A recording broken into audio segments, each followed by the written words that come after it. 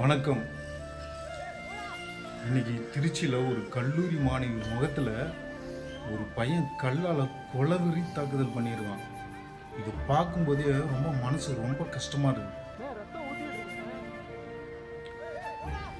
இது வீடியோ எடுக்கிறாங்க, அவங்க போய் தடுத்துருந்துருக்கலாம். ஒரு உயிர் எவ்வளோ கஷ்டப்பட்டுருக்கும், அந்த பொண்ணு எவ்வளோ கஷ்டப்பட்டுருக்கும். யாராச்சும் காப்பாற்ற வர மாட்டாங்களா, நினச்சிருக்க மாட்டாங்களா? எப்படி காட்டில் ஒரு சிங்கம் எப்படி ஒரு மானை வேட்டையாடி ரத்தம் சொட்ட சொட்ட அது ரத்தத்தை குடிக்குமோ அது மாதிரி கல்லால் கொள்ள வெறி தாக்கல் பண்ணிருக்காங்க. பார்க்கும்போது ரொம்ப கஷ்டமாக இருக்கு.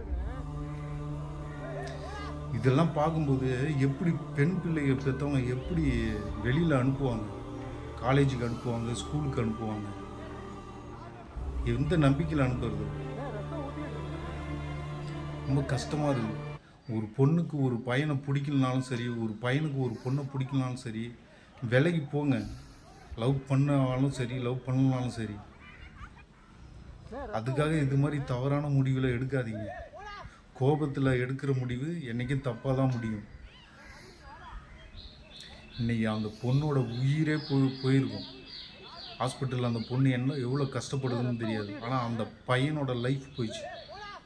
அவன் பண்ண தப்புக்கு அவன் தண்டனை அனுபவிச்சு தான் ஆகணும். இன்றைக்கி 2 பேரோட ஃபேமிலியும் பாதிக்கப்பட்டிருக்கு. இதுக்கெல்லாம் காரணம் என்ன? காதல். ஆல்ரெடி ஏற்கனவே நிறைய பேர் காதல் பண்ணி இது மாதிரி தவறுகள்லாம் பண்ணியிருக்காங்க.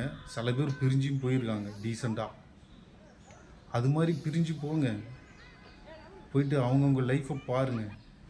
யாரையும் டார்ச்சர் பண்ணாதீங்க. டார்ச்சர் பண்ணுறதுனால ஒன்றும் ஆக போகிறதும் கிடையாது. திருமணம்னு வரும்போது எவ்வளோ வீட்டில் ஃபேமிலியில் பார்ப்பாங்க தெரியுமோ? ஃபேமிலி பார்ப்பாங்க, கேஸ்ட் பார்ப்பாங்க, ஃபினான்ஷியலாக பார்ப்பாங்க, சேல்ரி பார்ப்பாங்க.